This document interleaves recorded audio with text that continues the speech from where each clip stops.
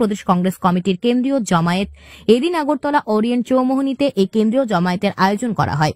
এক কেন্দ্রীয় জমায়েতে উপস্থিত ছিলেন সর্বভারতীয় সেবা দলের সভাপতি লালজি দেসাই, প্রদেশ কংগ্রেস সভাপতি আশিস কুমার সাহা, কংগ্রেস বিধায়ক সুদীপ রায় বর্মন, বিধায়ক বিরজিৎ সিনহা, বিধায়ক গোপাল রায় সহ অন্যান্যরা।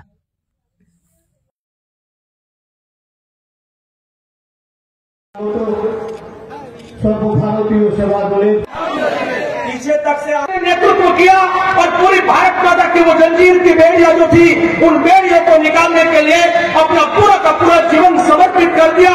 वो गांधी और सरदार का गुजरात में कहूं, क्या गुजरात को लूटने वाले, गुजरात को लूटते हुए आज पूरी भारत माता को लूट रहे हैं, भारत के हर एक व्यक्ति को लूट रहे हैं, पूरे के पूरे भारत के संसाधनों को लूट रहे हैं। वो भी दो गुजराती है, दो बेचने वाले वो भी गुजराती हैं और दो खरीदने वाले वो भी गुजराती हैं। अदानी और अंबानी खरीदते हैं और मोदी और शाह बेचते हैं, और हमें शर्म आती है कि दो खरीदने वाले और दो बेचने वाले ये मिलकर तो लुटेरे बने हैं, वो दोनों गुजरात से हैं। मैं त्रिपुरा के साथियों को पूछना चाहता हूं, पूरा का पूरा दुनिया भर का इंफ्रास्ट्रक्चर वो यहां क्यों नहीं आता है, नॉर्थ ईस्ट में क्यों नहीं आता है, वो खास लोगों के वहां पर क्यों चला जाता है? हमारे देश के जो प्रधानमंत्री, मैं जिसको कहता हूं, तो सब तो प्रधानमंत्री कहना चाहिए, पर जब प्रधानमंत्री वाली भूमिका कम करे और परिधान बदलने की भूमिका ज्यादा करे तो उसको प्रधानमंत्री नहीं, हम प्रधानमंत्री कहते हैं। ये हमारे देश के प्रधानमंत्री गुजरात में अभी एक जगह पे आए, शेरों के साथ, बीच में ग्लास है, आपने तस्वीर देखा होगा, बीच में ग्लास है, प्रधानमंत्री शेर के साथ अपनी तस्वीरें खिंचवा रहे हैं। प्रधानमंत्री के पास अंबानी के प्राइवेट फॉरेस्ट में, प्राइवेट जू में जाकर तस्वीर खिंचवाने का समय है, पर यह प्रधानमंत्री के पास मणिपुर में जो महिलाओं पर हो रहे बलात्कार, गैंग रेप, उनकी निर्मम हत्याएं, वहां पर जाने का 1 घंटे का समय नहीं है।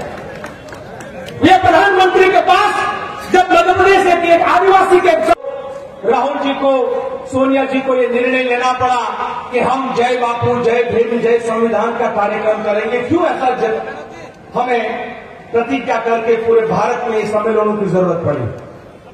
गुजरात से लोकसभा में सांसद बना हुआ आज का हमारे देश का गृह मंत्री, जिसको हमारी ही देश की कोर्ट ने तड़ीपार किया था, जिसको हमारे देश की कोर्टों ने तड़ीपार किया था, वो आज हमारे देश का गृह मंत्री है। वैसा अमित शाह संसद के अंदर, जो हमारे देश का सर्वोच्चालय है, जो हमारे देश का पवित्र जगह है, जहां देश के लिए संविधान बनता है, संवैधानिक बदलाव, सुधार जो भी करना है उसकी चर्चा जहां पर होती है, वो संसद के मंदिर के अंदर अमित शाह ने बाबा साहब आंबेडकर का अपमान किया और कहा कि आंबेडकर आंबेडकर आंबेडकर करते हो, इतनी बार आपने भगवान का नया नाम लिया होता तो 7 बार आपको स्वर्ग मिलता था। आप सबको क्या स्वर्ग में पहुंचाना चाहते हैं? क्या सभी के लोगों को क्या उसी बहाने बाबा साहब का अपमान करके आप हमारे देश के संविधान का अपमान करना चाहते हो? वो बाबा साहब जिसको दर्द मालूम था, वंचित, पीड़ित, शोषित होना वो क्या है, वो एक दलित के बेटे को मालूम था। वो दलित के बेटे का नाम बार बार लेने से ये मनुवादी, मनुस्मृति लाने वाले लोगों को बड़ा परेशानी होता है। वो चैलेंज बाबा साहब को सिर्फ नहीं कर रहे थे, वो अपमान सिर्फ बाबा साहब का नहीं कर रहे थे, वो अपमान भारत की जनता का कर रहे थे, भारत का हर आदिवासी का अपमान कर रहे थे, भारत का दलित का अपमान कर रहे थे, भारत की महिलाओं का अपमान कर रहे थे, भारत का हर पिछड़े का, हर किसान का, हर मजदूर का। वो अमित शाह वहां पर पार्लियामेंट में अपमान कर कह रहा था कि ये हम नहीं मानते, संविधान को संविधान बनाने वाला इनडायरेक्टली वो मैसेज दे रहा था। तब जाकर, और वैसे ही एक और पार्लियामेंट में बैठी हुई नौटंकी करने वाली एक सांसद जो हिमाचल से चुनकर आती है वो कहती है कि आजादी भीख में मिली थी, ये आजादी भीख में मिली थी। तब वो सिर्फ कांग्रेस पार्टी का अपमान नहीं कर रहे हैं। और मैंने कांग्रेस पार्टी इसलिए कहा कि जब कांग्रेस के कार्यकर्ता आजादी के जंग में लड़ रहे थे तो ये भाजपा उसकी गंगोत्री जहां से निकलती है वो हिंदू महासभा और आरएसएस अंग्रेजों की चाटुकारी कर रहे थे और 60 रुपया की दलाली खा रहे थे। तो उन दलालों को अधिकार नहीं है कि भारत की आजादी के बारे में वो एक शब्द भी बोले। मैं लगातार कहता हूं साथियों, जब भी हम कहें कि 60 रुपया की दलाली, आप सबको किसका नाम याद आएगा? सावरकर। अंग्रेजों से 60 रुपया की दलाली कौन खाता था? सावरकर। कौन खाता था? सावरकर। मेरे दौर से कौन दलाली खाता था? सावरकर। तो जो सावरकर अंग्रेजों की 60 रुपया दलाली लेकर अपना जीवन निर्वाह कर रहा था, जो सावरकर महात्मा गांधी जी के हत्या का षड्यंत्रकारी के रूप में उनका नाम माना गया है, उस सावरकर को आप उसी दिन पार्लियामेंट का उद्घाटन उसके जन्मदिन पर करना चाहते हो और महात्मा गांधी हमारे बापू का नाम आप मिटाना चाहोगे।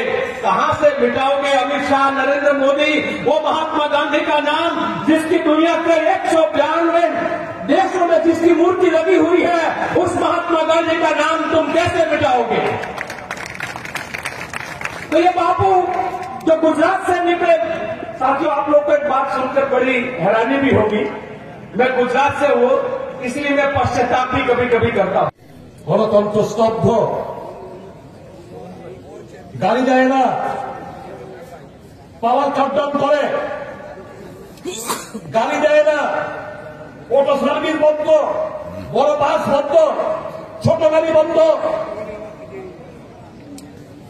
শুধু আমাদের নয়, আরেকটা রাজনৈতিক দলের সহ দেখলাম সেম ঘটনা। কালকে আমার দক্ষিণ জেলার গোমতী জেলা, আমাদের উদয়পুরে আমাদের জেলা কংগ্রেস সভাপতি পুলিশের সামনে তার গাড়ি ধরে ভেঙ্গা টেঙ্গা চুরমার।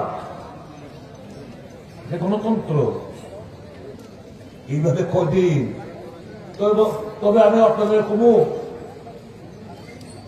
এই ডিউটি, এই হারামি ডিউটিতে করতেছে, এটা একদম দাগি আসামি হিসেবে চিহ্নিত করে রাখছে,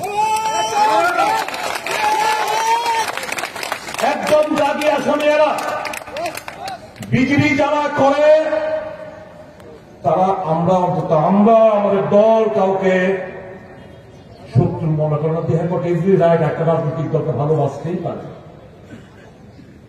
কিন্তু এরকম ভাবে মারবো, রক্ত ঝরাইব, আগুন দিয়ে পুরাইব। এই যে একটা উষাবাজারের এখানে যে শুনলাম একজনের বাড়ি, অপরাধ সিপিএম করে, সে সিপিএম সমর্থক, যে কি চলছে। তারপর বলছিল একজন ভদ্রলোক মুখ্যমন্ত্রী হয়েছে, এরপর বলে করতে হইব।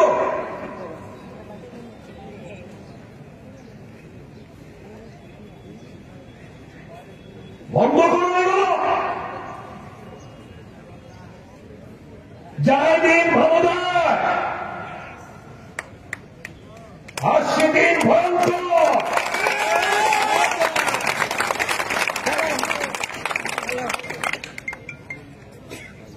ভয় পাবেন না। 8 বার আক্রান্ত হয়েছি, কিচ্ছু করতে পারত না। डोंट डाई, मौत से पहले मरना नहीं, don't die like a covered.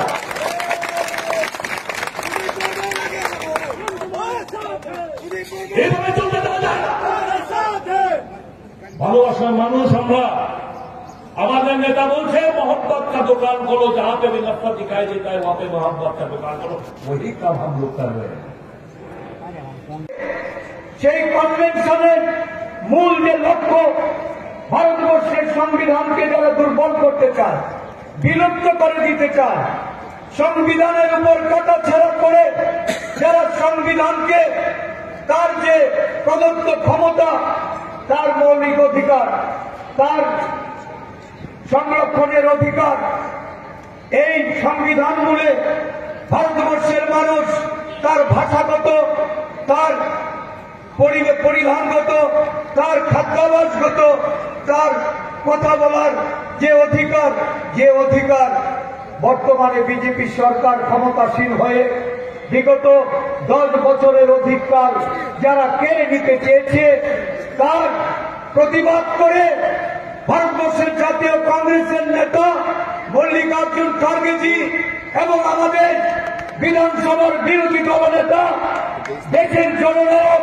Rahul Gandhiji আজকে সারা দেশব্যাপী যে গণজাগরণ তৈরি করেছে, এই গণজাগরণ ত্রিপুরার বুকেও আছড়ে পড়েছে। ত্রিপুরার সংবিধান রক্ষক সৈনিকরা আজকে পথে নেমেছে। জেলায় জেলায় যেমন আমরা আমাদের সাংগঠনিক শক্তি প্রদর্শন করে প্রতিটা জেলার নাগরিকদের কাছে আমাদের বার্তা পৌঁছেছি, আজকে কেন্দ্রীয়ভাবে এই সমাবেশ থেকে রাজ্যের প্রতিটা মানুষের কাছে, আদিবাসী এলাকার গিরিকন্দরের উপজাতি জনগোষ্ঠীর ভাই বোনদের কাছে, প্রতিটা মহল্লা মহল্লায়, পাড়ায় পাড়ায়, প্রত্যেকটা জায়গায় আমাদের সুনাগরিকদের কাছে আমরা এই বার্তা দিতে চাই, এই রাজ্যের বুকে, এই দেশের বুকে যেমন কংগ্রেসের কোনো বিকল্প নেই। সংবিধানকে আঁকড়ে ধরে সংবিধান বাঁচানোর জন্য যে লড়াই জাতীয় কংগ্রেস করছে, আজকে এই রাজ্যে গণতন্ত্র পুনরুদ্ধার করতে, সংবিধান বাঁচাতে, সংরক্ষণকে মান্যতা দিতে কংগ্রেস দল ত্রিপুরা প্রদেশ কংগ্রেসের নেতৃত্বে বুক চেকিয়ে লড়াই করবে, সাহসিকতার সঙ্গে লড়াই করবে। ওই কাপুরুষের দল, হিরুর দল যারা আস্তাবল মাঠে শোধ করতে গিয়ে নিজেদের অবস্থান পরিষ্কার হয়ে গেছে, তারা বুঝে গেছেন পায়ের তলার জমি সরে যাচ্ছে, মানুষের সমর্থন ধীরে ধীরে সেই দলের প্রতি এটা দুর্বল হচ্ছে। আজকে এই সমাবেশকে কেন্দ্র করে অনেক প্রতিকূলতার মধ্য দিয়ে আমাদের যেতে হয়েছে, আটকে রাখতে পারেনি। আমাদের কর্মীদের নানাভাবে ভয়ভীতি দেখানো হয়েছে, বিভিন্ন সভায় আক্রমণ করার পরিস্থিতি তৈরি করেছে। গতকাল